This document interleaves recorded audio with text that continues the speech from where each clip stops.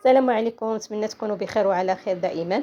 اليوم ان شاء الله عندنا كما كتشوفوا كيك بالمكسرات، يعني كيك ديال كيك الذره بالتمر والكركاع واللوز. ان شاء الله اتمنى بطبيعه الحال تعجبكم الكيكه.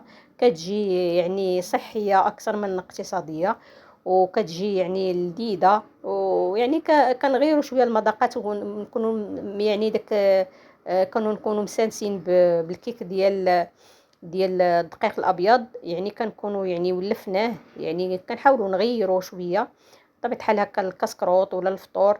وما تنسوش ديروا بطبيعه الحال لايك الفيديو، والناس اللي كيشوفوا قناتي بطبيعه الحال يتابوناو، واللي كيشوفوها اول مره يعني بصدفه او لا بارطاجيها ليهم شي حد.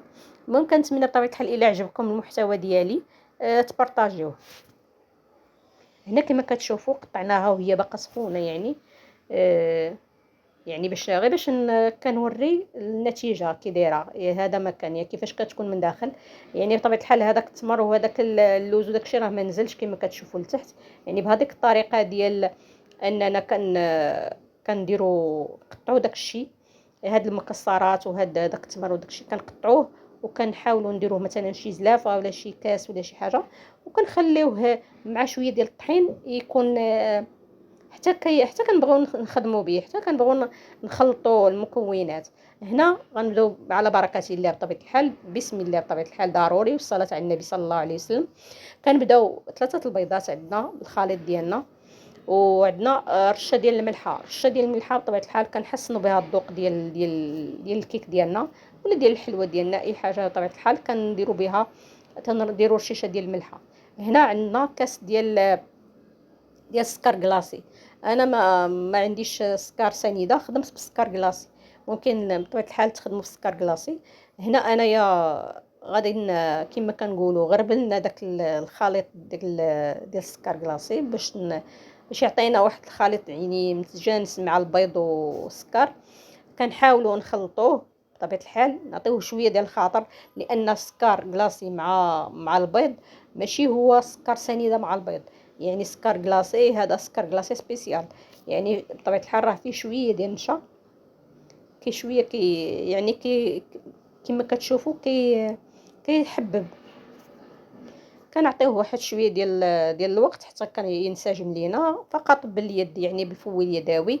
بطبيعه الحال انا عندي يد الفوي كبير مسكين. المهم ما عنديش شي فوي صغيور، كانت عندي وتهرس ليا. المهم كنضيفوا كما قلنا كاس لاروب ديال الزيت، عندنا كاس ديال السكر كلاصي. قول لي ما تبقايش تهضري بزاف راه كدوخينا. عندنا 3 البيضات، كاس ديال السكر كلاصي، كاس لاروب ديال الزيت، وعندنا كاس لاروب ديال المزهر.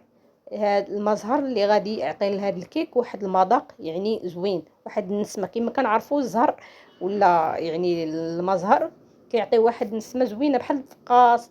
بالنسبه للحلويات البلديه ديالنا هنا الكيكه يعني خليناها يعني في هاد الطيم هذا، يعني بالمكسرات والمزهر.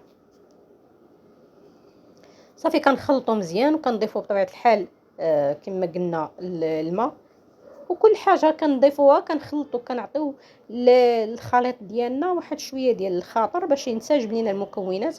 وبطبيعه الحال جناب كما كنقولوا ديال البسينه نخلطو، نحاولوا ما تبقى حتى شي حاجه لاصقه في جناب. صافي هنا هذا المزهر كاس لاروب.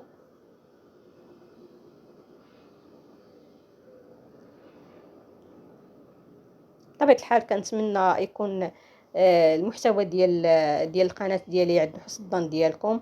ولو ان يعني بطريقه الصراحه ما عرفتش يعني كي يعني ما كاينش مشاهدات بزاف.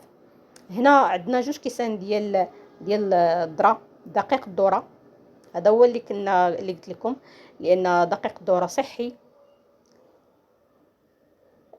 وهذه هي الفتره الصراحه ديال البرد، لان كان خاصه الواحد يغير شويه الانواع ديال الفطائر والكيك وداكشي. ما يبقاش غير الدقيق الابيض هو اللي نستعملوه. هنا كما شفتوا 2 خمارات، وكنخلطوا الخليط ديالنا. كما قلنا عندنا 3 البيضات، كاس لاروب ديال الزيت، كاس ديال السكر كلاصي، وعندنا كاس لاروب ديال المزهر. هنا كنحيد واحد القشره ديال ديال البيض. المهم زهقات وكنخلطو مزيان. كنخلطو مزيان وكنضيفو يعني الفاني ديالنا، يعني جوج فانيات بطبيعه الحال. اللي عنده فاني الاخر بودره اللي يعني ديال الحك هذاك احسن، او لا السائل. المهم حنا كنسمو بالمتوفر اللي كاين. هنا كنضيفو الطحين الابيض، عندنا 3 المعالق حتى ل4 المعالق، يعني على حسب الخليط. هنا انا ضفت 3 صافي، ما بقيت ضفت والو صافي. كما كنقولوا ما كنحكوش هذوك الحبيبات صافي. غير كنغربلو كنحيدو هذاك اللي تيكون فيهم كما نقولوا ميديتي ولا البروده. صافي كنخلطوا الخليط كما شفتوا. الخليط يعني شاد في راسو، يعني راه شفتوا يعني صافي. الله يجعل البركه.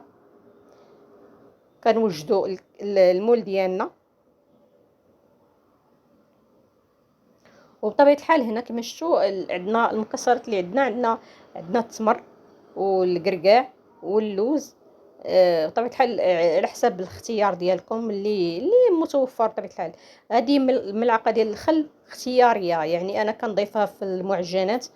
يعني كتكون يعني صراحه كتعطي واحد كتخلي حتى مثلا الكراس ولا الكيك ولا البغرير ولا شي حاجه اللي صاوبتي كتصبر واحد المده. الى بقات بطبيعه الحال، الى ما كلاوش ما خلاوهاش ما كلاوهاش. اما لا كلاوها راه صافي ما كتبقاش واخا فين تصبر كرشهم. المهم الخل كيخليها تحتفظي بها. مثلا كنتي بغيتي تصوبي وبغيتي تحتفظي بها في الثلاجه، كتحتفظي بها ما كتخسرش، يعني ما كت الناس اللي كيصوبوا الكيك وداك الشيء راه كيعرفوا بان الكيك ولا بحال هكا الا ما كثرتيش ليه السكر ما كيصبرش. صافي هنا غنخوي ولا غنصب نفس في الكميه. هنا كنت نحاول انني نقاد مع الكاميرا، ولكن الكاميرا عندي عكس الجهه اللي كنخدم فيها. هنا غتشوفوا بان خويت النص ديال الخليط اللي عندي.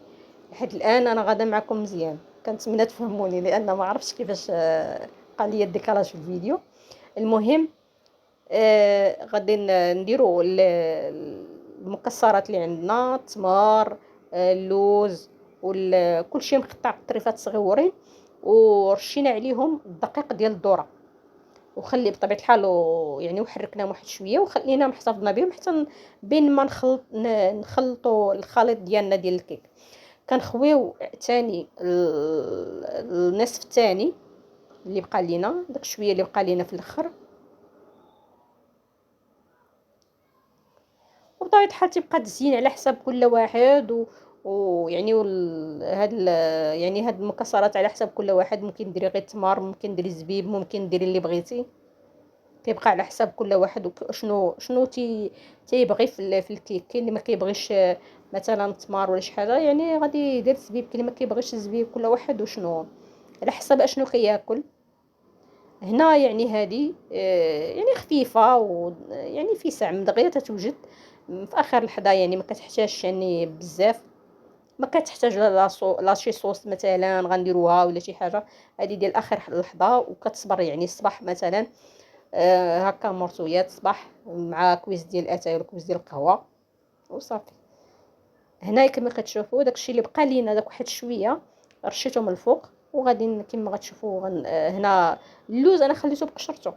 يعني كلشي يعني حيدنا العلفه ديال التمر قطعناه صغيورين. هنا غنضيفوا هادو الشكلاط، هادوك الحبيبات ديال الشكلاط يعني، وهادوك الام ان ام ولا ما عقلت سميتهم اش يقولوا لهم. مشات لي السميه. المهم الشكلاط وصافي. اللي عندك اللي بغيتي كتبقى اختياري على حسب. كيزيد واحد شويه ديال المذاق وواحد شويه ديال الحلاوه. صافي كندخلوها الفران بطبيعه الحال. هنا كما كتشوفوا النتيجه. كنتمنى بطبيعه الحال تعجبكم. هنا كما شفتوا انا ما درت لها لا ما دهنتها حتى شي حاجه، ما يعني غير فقط رشيت عليها السكر كلاصي. انا غنقطعوها كما قلنا معكم، واخا راه باقا سخونه يعني باقي يلاه حطيتها خرجتها من الفران. هي صراحه الكيك خاصها تبقى واحد تبقى شويه يعني تتبرد عاد تقطع.